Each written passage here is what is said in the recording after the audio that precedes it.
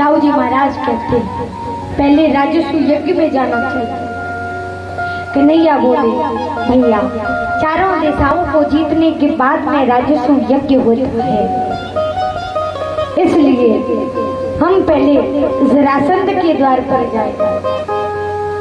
जरासंध ब्राह्मणों का पुजारी था, क्योंकि जब जरासंध ने 17 बार भगवान के साथ में युद्ध किया तो हार गया और 18वीं बार इसने काले वन को भेजा। काले वन को ये आशीर्वाद प्राप्त था कि कोई भी यदुवंश का प्राणी उसे मार नहीं पाएगा, इसलिए भगवान युद्ध के मैदान से भागने लगे। लेकिन जरासंध को लगा मैंने ब्राह्मणों को पूजा पर बिठाया है, इसीलिए मैं 18वीं बार जीत गया।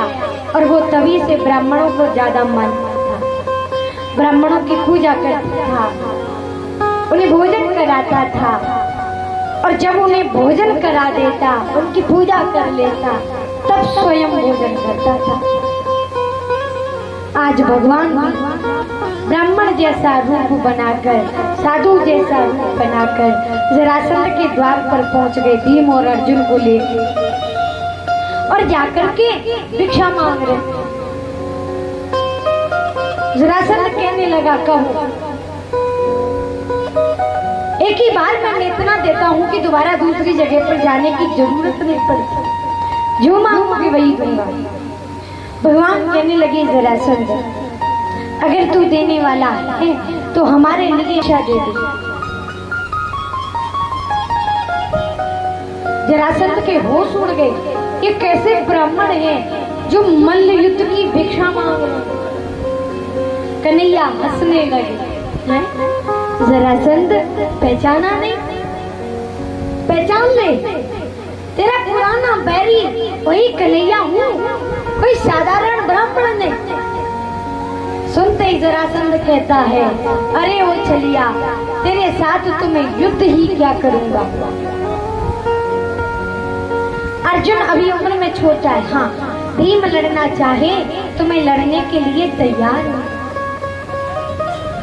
मैं लड़ने के लिए तैयार। जरासंध की मृत्यु भी भीम के हाथों ही थी, इसलिए दोनों में युद्ध होने लगा। युद्ध करते करते करते करते 28 दिन बीत गए। भीम अपने मन में हार गया, आकर के कृष्ण से बोला तुम दोनों तो खा पी करके मौज उड़ा रहे हो और मुझे जरासंध के हाथों मरवाने के लिए छोड़ दिया, मैं युद्ध नहीं करूंगा। कृष्ण बोले तुम स्वयं ही लड़ते रहते हो, हमारी तरफ तो देखते ही नहीं। कल का युद्ध जब हो तो हमारी तरफ देख लेना। फिर युद्ध शुरू हुआ। भीम ने कृष्ण की तरफ देखा, कृष्ण भगवान ने एक तिनका उठाया और उस तिनके को चीर कर एक दूसरे की विपरीत दिशा में फेंक दिया। भीम को इशारा मिल गया, जरासंध के पैर पर पैर रख करके उसे चीर डाला और एक दूसरे की विपरीत दिशा में फेंक दिया।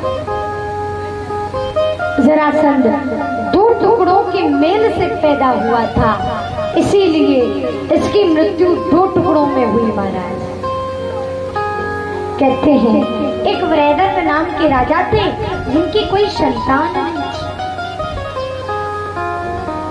एक दिन जंगल में गए, आज मैं प्राण त्याग दूंगा, संतान के बिना गति नहीं होती, मुझे संतान नहीं है, इसलिए ऐसा जीवन किस काम का। वहीं पर एक चंद कौशिक ऋषि मिले। चंद कौशिक ऋषि ने कहा वृहदत्त, संतान से आज तक किसी को सुख नहीं मिला और तुम तो खुशी मनाओ कि तुम्हारे कोई संतान नहीं, बैठे बैठे भगवान का भजन तो करो। लेकिन वृहदत्त नहीं माना। तब चंड कौशिक ऋषि ने कहा कि कल अपनी पत्नी को लेकर के आना।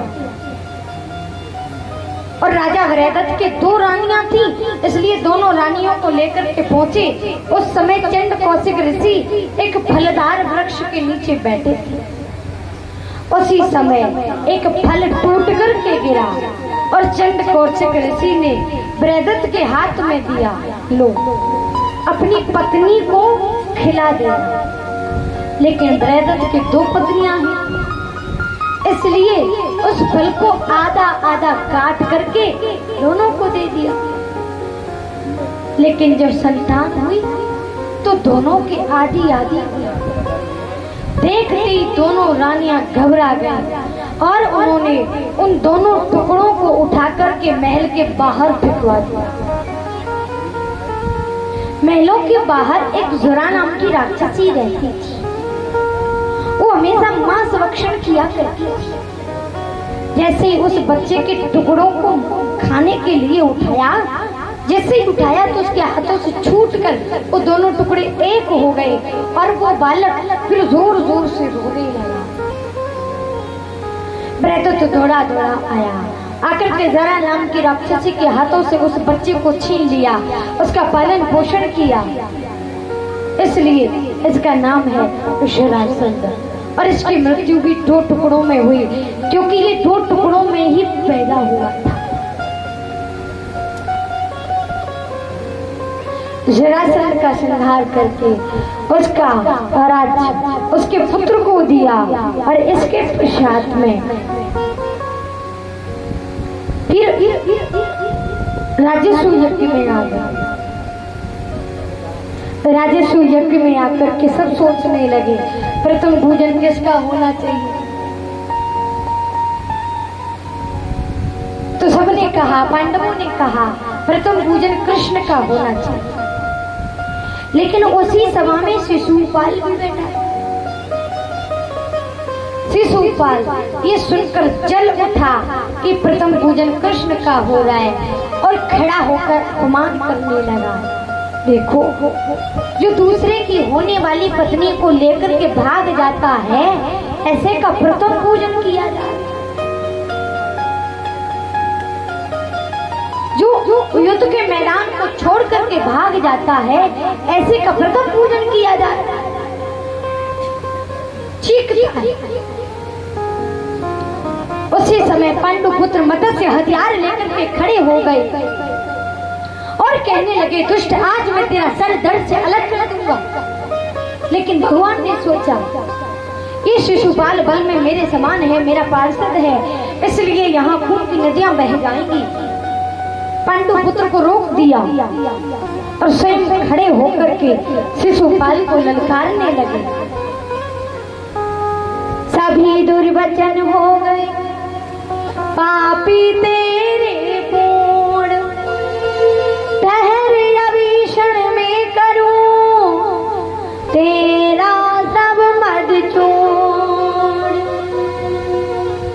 हे दुष्ट, तू ये मत समझ कि मैं तुझसे डर रहा हूं, बल्कि मैंने तेरी माता को वचन दिया है कि तेरा पुत्र अगर 100 गाली देगा तो मैं उनको भी सहन कर लूंगा। लेकिन याद रखना शिशुपाल, अगर गाली 101 हुई तो फिर मैं मानूंगा नहीं। शिशुपाल नहीं माना, गाली देता गया।